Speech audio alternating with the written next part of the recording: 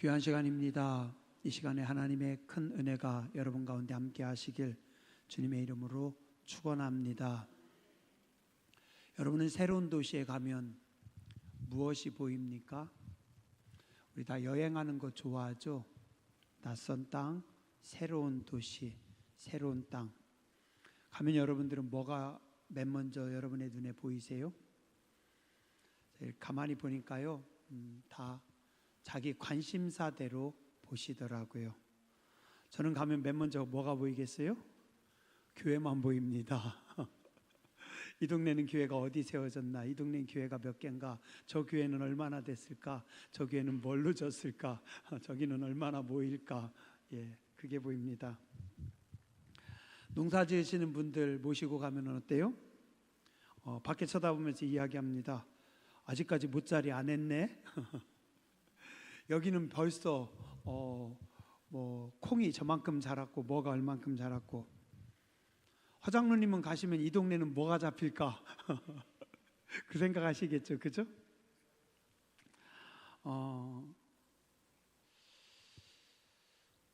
우리는 어떤 동네에 가면 내 관심사가 먼저 보입니다. 그리고 또 우리는 좀 종종 새로운 도시에 가면 내 눈에 보이는 것들을 부러워합니다. 한 30년쯤 된 것 같아요. 30년 조금 안 된 것 같아요. 30년 조금 안 됐네요. 한 26년쯤 됐을까? 처음에 목회 나가서 얼마 안 있다가 그 지방에서 성지순례를 갔어요. 그래서 거기 성지순례 따라갔거든요. 스위스를 가는데 스위스 공항에 잠깐 머물렀다 간 것 같아요. 그때 찌리 공항에 잠깐 들렸던 것 같아요. 근데 공항에서 이렇게 비행기가 뜨는데 밑에를 쳐다보니까 와, 완전 그림 같아요. 그림 같아요. 그러니까 그 밭이 쫙 깔끔하게 잘 정리된 완전히 화폭에다가 그림 그려놓은 그런 모습이더라고요. 그 모습 보면서 야, 멋있다. 되게 부러워했습니다. 근데 지금은 이렇게 가끔 밖에 나가보면 우리 동네도 그렇게 멋지게 해놓더라고요. 지금 우리도 뭐 이렇게 농지 정리 잘 됐고 또 트랙터라 농사하고 하다 보니까 깔끔하게 멋있게 잘 된 걸 봅니다. 새로운 도시에 가면 우리는 그 도시를 보면서 많이 부러워합니다. 멋있다, 이쁘다, 화려하다. 작년에 성지순례 가면서 아테네를 갔어요. 진짜 놀랐습니다. 책에서 볼 때는 우리가 공부할 때 문명이 발달했다고 하지만 그냥 그런가 보다 했어요. 근데 실제 가보니까 진짜 화려합니다. 2000년 전에 그 도시가 지금 우리 그 도시에 갖다 놔도 모자르지 않을 정도로 진짜 화려하고 웅장하게 신전들 만들어 놓은 거 보면 진짜 막 입이 쩍쩍 벌어지게 만들어 놨습니다. 사도 바울이 이곳에 들어가는, 오늘 아테네에 들어가는 이때 이 아테네가 이 당시 인구가 2000년 전에 25만 30만 명 정도. 그러면 여러분들은 많은 인구를 보셔서 눈 하나 깜짝 안 하겠지만 그 시대 엄청난 인구입니다. 고린도가 5만에서 10만, 스파르타가 만에서 2만, 데살로니카가 한 10만 정도, 에베소, 지금 터키 지역이 약 20만에서 25만 정도. 그러면 아테네는 지금도 그리스의 수도인데 상당히 큰 도시고 발전한 문명입니다. 그곳에 가면 사람들이 뭐라고 할까요? 일단 입이 벌어집니다. 우와, 웅장하다, 멋있다, 그죠? 자, 그런데 사도 바울은 그런 것들을 보지 않았습니다. 자, 그 다음에 이곳은 상당히 발전한 도시고 그 다음에 철학과 예술이 발전한 도시입니다. 이 아테네라고 하는 도시에서 우리가 아는 철학자들이 다 나왔고 이 철학자들이 다 활동합니다. 소크라테스, 플라톤, 아리스토텔레스, 에피쿠루스, 스토아파의 제논, 유명한 철학자들이 다 있던 그 도시. 어떤 사람은 그곳에 가면은 웅장함에 매료될 것이고, 어떤 사람은 부러워할 수도 있고, 어떤 사람은 기죽을 수 있습니다. 자, 그런데 오늘 그곳에 사도 바울이 들어갑니다. 사도 바울의 반응은 어땠을까요? 16절입니다. 16절 한번 보시죠. 바울이 아덴에서 그들을 기다리다가 그 성에 우상이 가득한 것을 보고 마음에 격분했다. 무엇을 했다고요? 우상이 가득한 것을 보고 격분합니다. 사도 바울의 눈에는 무엇이 보였던 겁니까? 우상이 보였던 겁니다. 하나님을 섬기지 않는 것들을 보면서 거룩한 분노가 일어나는 겁니다. 16절에 우상이 가득함을 보고 마음에 격분하고, 17절에 날마다 사람들과 만나서 변론합니다. 당신들 지금 뭐합니까? 이게 뭐하는 짓입니까? 당신들이 만들어 놓은 이 화려한, 이 멋있는 이거 다 쓸데없는 짓입니다. 하나님을 믿어야 됩니다. 예수님을 믿어야 되고 하나님 앞에 나와야 됩니다라고 사람들을 붙잡고 날마다 싸웁니다. 사도 바울은 웅장함을 부러워하지도 않았고, 기가 죽지도 않았고, 지배당하지도 않았고, 그곳에서 무엇을 봅니까? 영혼을 봅니다. 영혼을 봐요. 구원받을 영혼들, 방황하는 영혼들을 봅니다. 여러분들은 어떠세요? 여러분들은 새로운 도시 아니면 새로운 땅에 가면 여러분들은 무엇이 보입니까? 오늘 우리도 영혼을 보는 눈이 있어야 됩니다. 하나님 앞에 기도하세요. 하나님, 영혼을 보는 눈을 나에게 허락하여 주시옵소서. 한번 따라서 하시죠. 하나님, 내 눈을 열어서 영혼을 보게 하여 주시옵소서. 영혼을 사랑하는 마음을 주시옵소서. 사도 바울은요, 건축물의 웅장함에, 도시의 큼에, 사람들의 많음에 매료당하지 않고, 저 많은 사람들이 다 우상 숭배하고 있구나, 저 많은 사람들이 헛된 길로 가고 있구나, 저 많은 사람들이 나중에 지옥에 가겠지, 그걸 아파하고 그걸 속상해하며 거룩한 분노를 나타냅니다. 오늘 우리도 세상을 바라볼 때 이런 마음, 영혼을 바라보는 마음이 있어야 할 줄 믿습니다.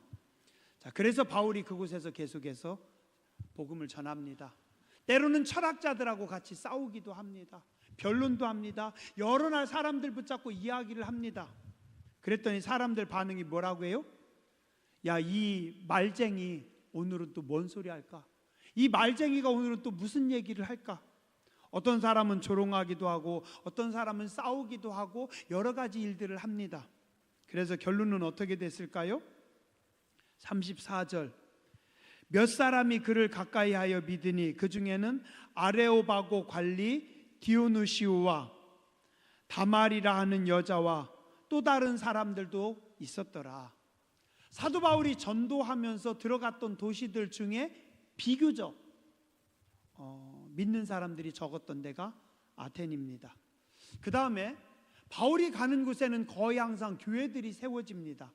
그런데 그리고 나중에 바울이 그 교회들에게 편지를 쓰잖아요. 그래서 우리는 바울이 선교한 교회들이 어딘지 압니다. 빌립보서를 보면서 어느 동네? 빌립보 교회. 그 다음에 어디? 데살로니가 교회, 뭐 고린도 교회, 에베소 교회, 뭐 골로새 교회, 이런 교회들을 우리는 압니다. 왜요? 바울이 그곳에 들어가서 선교해서 교회를 세웠으니까. 자, 그런데 아테네 교회라고 하는 교회는 나오지 않습니다. 그리고 사도 바울이 아테네서라고 하는 편지는 쓰지 못합니다. 그럼 이 말은 뭐예요? 여러 날 전도하고 열심히 선교를 했지만, 열심히 영적 싸움을 하기는 했지만 교회는 세우지 못합니다. 결과적으로 사도 바울이 아테네에서는 되게 고생을 많이 합니다. 우상이 너무 가득한 땅이고, 죄악이 너무 가득한 땅이고, 또 이때 바울과 함께 했던 신라와 다른 일행들은 이때 같이 가지 못합니다. 그럼 어떻게 돼요? 우상이 가득한 적진 한가운데 사도 바울 혼자 들어갔어요. 그래서 그곳에서 혼자 고군분투하고 열심히 복음을 전하다가 사도 바울이 거의 완전히 번아웃 돼가지고 나와서 그 다음 간 곳이 고린도입니다. 그리고 고린도 가서 바울이 이야기합니다. 내가 여러분들 안에 거할 때 약하고 떨고 있습니다. 힘듭니다. 나 너무 어렵습니다. 이게 뭐예요?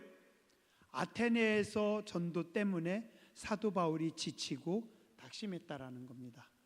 사도 바울이 전체적으로 3차에 걸쳐서 계속 전도하고 선교한 중에 가장 힘들었던 동네가 어디였던 것 같아요? 아테네입니다. 아테네. 바울이 전도하고 바울이 선교한 지역 중에 가장 힘들었고 가장 열매가 없었던 땅이 아테네입니다. 자, 그러면 우리가 질문할 수 있습니다. 하나님, 그럼 바울이 그 땅을 안 들어가게 했으면 됐잖아요. 이렇게 힘들고 지치고 넉다운 되는 것보다 차라리 그 땅을 안 들어가고 다른 데 가서 시간 전략했으면 더 낫지 않을까요? 그렇지 않아요? 왜 아덴이라고 하는 지역에 들어가서 시간 낭비하고 힘 낭비하고 고생하고 그 다음에 지쳐가지고 떨어져가지고 나오냔 말이에요. 안 가면 됐지. 그죠?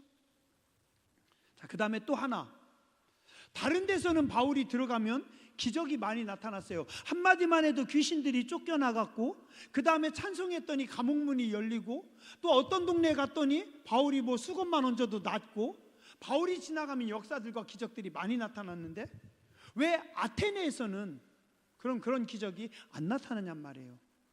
만약에 하나님께서 바울에게 아테네에서 기적을 베풀어 주셨다면 그럼 어쩌면 아테네에서도 믿는 사람들이 더 많았을 수도 있는데, 그죠? 저도 그런 생각한 적 많았습니다. 예전에 개척교회 할 때 하나님, 저도요 그때 그런 기도 많이 했어요. 하나님, 손을 얹으면 환자가 낫고 병자가 낫고 역사가 나타나게 하여 주시옵소서. 그렇게 많이 기도했는데 거의 잘 안 나타나더라고요. 안 돼요, 안 돼. 왜 이렇게 힘들어요? 하나님, 남들은 기도하면 병도 잘 고쳐주시고, 하나님, 남들은 잘만 된다고 하던데, 어떤 교회는 잘만 부흥하던데, 어떤 교회는 잘 된다는데 왜 우리 교회는 하나님 부흥도 안 되고 사람들도 안 오고 그냥 지하에서 몇 년 살고 있는데 지나가던 사람도 안 들어와요. 1년 내내 지나가다 들어오는 사람이 5명도 안 돼요. 진짜 힘들었어요. 하나님, 왜 젊은 청춘을 여기다 갖다 놓고 이렇게 썩이십니까? 하나님, 왜 이렇게 힘들게 하십니까? 안 가게 하시든지 아니면 그곳에서도 기적을 베푸시든지. 근데 아테네에서 바울은 거의 힘들었습니다. 자, 그러면 사도 바울이 아테네에 들어가는 것은 하나님 뜻이었을까요? 아니면 하나님 뜻이 아니었을까요? 눈 감고 있는 사람들만 질문해야지. 누구한테 질문해야 되나? 내 시선을 피하는 사람한테만 질문해야지.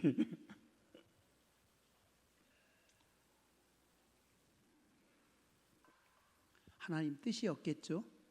그죠? 그러니까 들어갔을 겁니다. 하나님 뜻이어서 들어갔는데 왜 열매가 없는 거죠? 왜 힘든 거죠? 왜 기적이 없는 거죠? 왜 바울이 그렇게 열심히 했는데 여기는 이렇게 어렵기만 한 거죠? 그럼 하나님 뜻은 뭡니까? 하나님은 바울이 여기서 이렇게 고군분투할 때 하나님은 어디 계셨고 하나님은 뭐 하셨습니까? 그런데 세월이 지나고 나서 보니 이게 하나님의 다루심이었고 깊은 하나님의 만지심이었습니다. 사실 사도 바울의 전도 여정 중에 사역 중에 가장 힘들었던 게 아테네였어요. 그냥 깊은 시면으로 떨어지고 또 떨어지는 듯한 느낌. 저는 그런 느낌 많이 경험해 봤습니다. 목회하면서도 이게 그냥 막 바닷속으로 들어가고 또 들어가고 그냥 깊은 곳으로 뚝 떨어지는 느낌. 기도해도 계속 떨어지는 느낌입니다.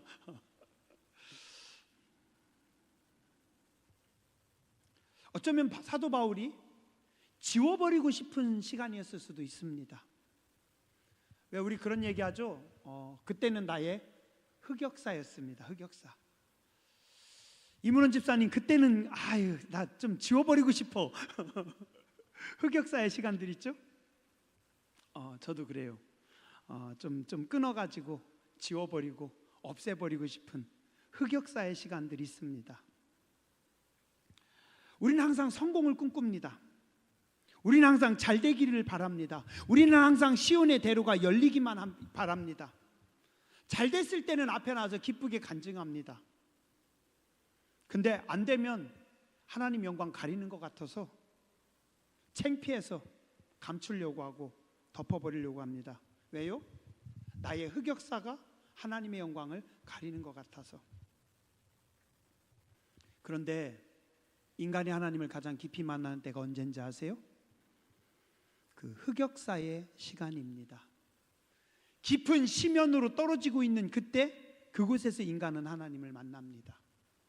내가 가장 부끄럽고 내가 가장 감추고 싶은 그 흑역사의 시간에, 내가 힘이 가장 없을 때, 내 힘이 가장 빠졌을 때, 내가 아무리 발버둥치고 아무리 노력해도 안 되는 그때,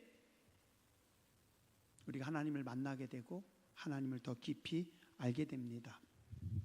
제가 목회를 하면서 이렇게 가만히 보니까 이건 경험입니다. 청년들, 젊은 사람들, 죄송한데 예배 드리는 거 힘들어합니다. 어려워합니다. 깊이 있는 기도가 힘듭니다. 인정해요. 이해합니다. 어떤 청년들은 그렇게 생각해요. 지금 시간이 아까워요. 목사님, 그 시간이 아까워요. 실제 아까워하는 분들 많이 봤습니다. 왜요? 내가 힘이 있으니까, 내가 능력이 있으니까, 내가 할 수 있다라고 생각을 하니까. 근데 20대, 30대, 40대를 지나가면서 50대가 되면서 꺾어지면서 실패했습니다. 다쳤습니다. 무너졌습니다. 주저앉았습니다. 내 마음대로 안 되는 경험들을 많이 했습니다. 그러면서 어떻게 돼요? 좀 겸손해지더라고요. 그러면서 고백하더라고요. 인생은 하나님의 은혜입니다. 그래서 전체적으로 제가 이렇게 가만히 보면은, 물론 제가 설교를 잘 못해서 그런 것도 있겠지만 20대, 30대보다는 40대, 50대, 60대로 갈수록 말씀을 듣더라고요. 말씀을 공감하더라고요. 왜요? 인생의 쓴맛을 봤기 때문에, 실패한 시간들을 겪었기 때문에 더 겸손해집니다. 더 깊어집니다. 그래서 하나님은 고통 속에서, 우리의 실패 속에서, 우리의 어둠 속에 당신의 백성들을 찾아오시고 만나십니다. 이스라엘 백성들이 일주일이면 지나갈 수 있는 그 광야길을 하나님은 40년간 절망과 좌절과 힘든 속에 내버려 두십니다. 그리고 그 40년의 시간을 통해서 이스라엘 백성들을 성숙하게 만드시는 분이 하나님이십니다. 오늘 아테네에서 사도 바울이 많이 실패하고 많이 절망하고 참 힘들게 간신히 고린도에 갔지만, 이때의 경험으로 인해서 바울은 더 성숙해집니다. 바울은 더 깊어집니다. 바울은 더 무거워집니다. 그래서 하나님 앞에 더 겸손하게 쓰임받을 수 있었습니다. 오늘 우리의 시간이, 오늘 여러분의 시간이 때로 흑역사의 시간일지라도, 혹은 절망의 시간일지라도, 혹은 심연 속에 들어간다 할지라도, 이것이 하나님의 손길이고 이것이 하나님의 섭리며, 이 또한 하나님의 큰 은혜일 수 있습니다.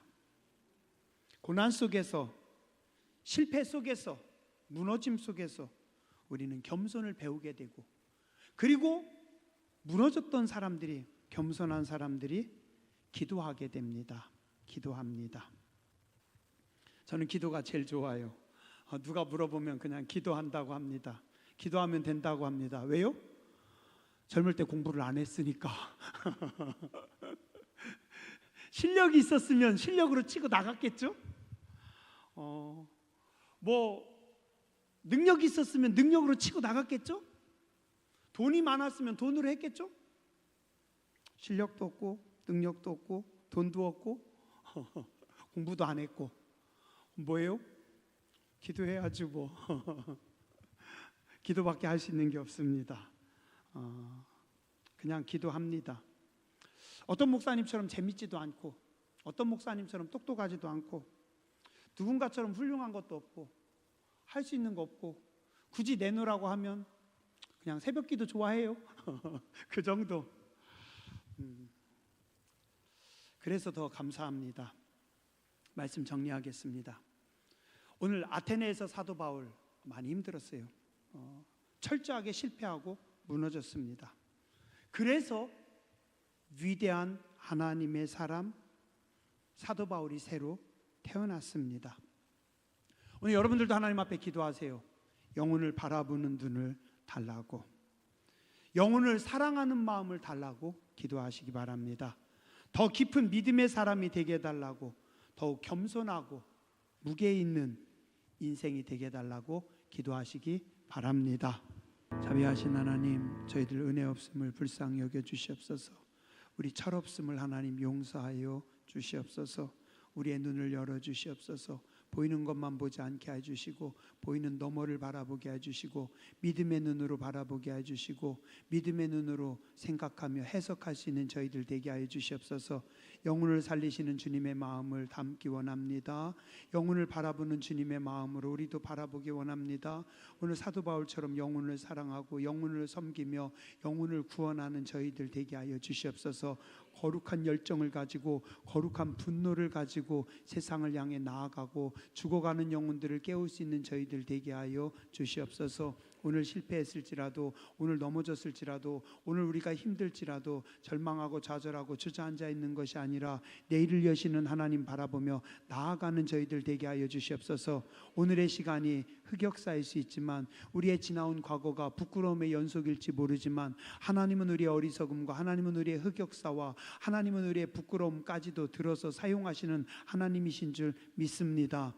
광야에서 우리를 연단하시는 하나님, 깊이 있게 하신 하나님, 성숙하게 하신 하나님, 무게 있게 사용하시는 하나님, 저희들이 하나님의 손에 아름답게 재련되어 쓰임받는 백성들 되게 하여 주시옵소서. 당신 상록수 교회를 통해서 영혼들을 살리시고 구원하여 주시니 감사합니다. 이 제단 위에 깊은 은혜를 더하여 주시고 은혜 위에 은혜를 더하여 주시옵소서. 말씀에 말씀을 더하여 주시옵소서. 새로운 회복을 허락하여 주시옵소서. 주의 교회를 통해서 영혼들이 살아나게 해주시고 영혼들이 뜨거워지게 해주시고 하나님 앞에 나와 예배하는 복된 예배의 자들이 되게 하여 주시옵소서.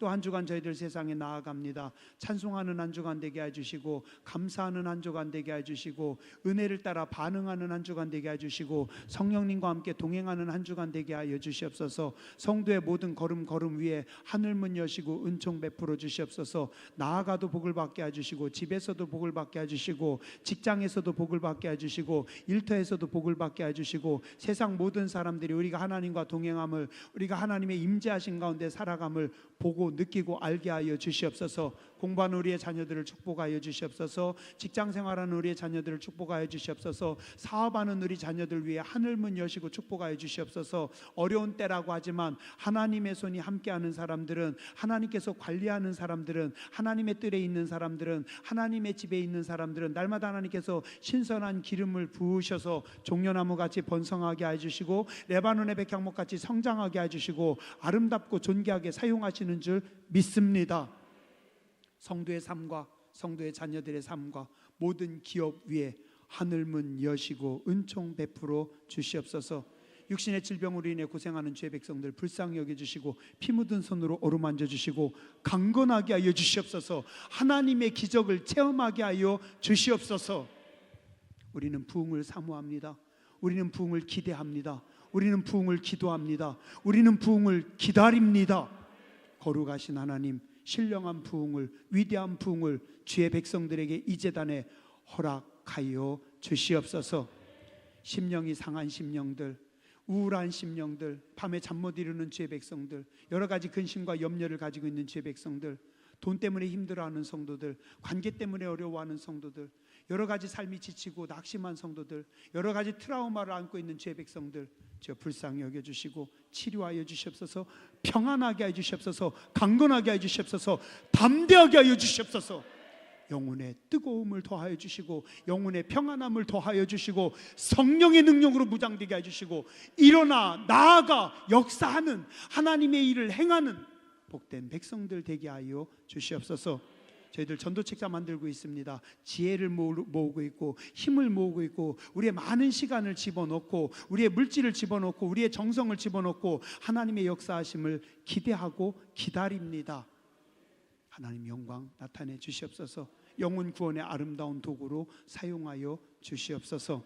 이젠 우리 위하여 십자가에서 생명 주신 예수 그리스도의 무한하신 은혜와 우리 위에 하늘의 문을 여시고 날마다 복의 복을 더하시는 아버지 하나님의 크고 놀라우신 사랑하심과 성령님의 감동 감화하심이 머리 숙여 예배하고 돌아가는 모든 주의 백성들 위에, 저들의 가정과 자녀손들 위에, 이 나라 민족 위에 이제로부터 영원토록 함께 하시옵기를 간절히 축원하옵나이다. 아멘.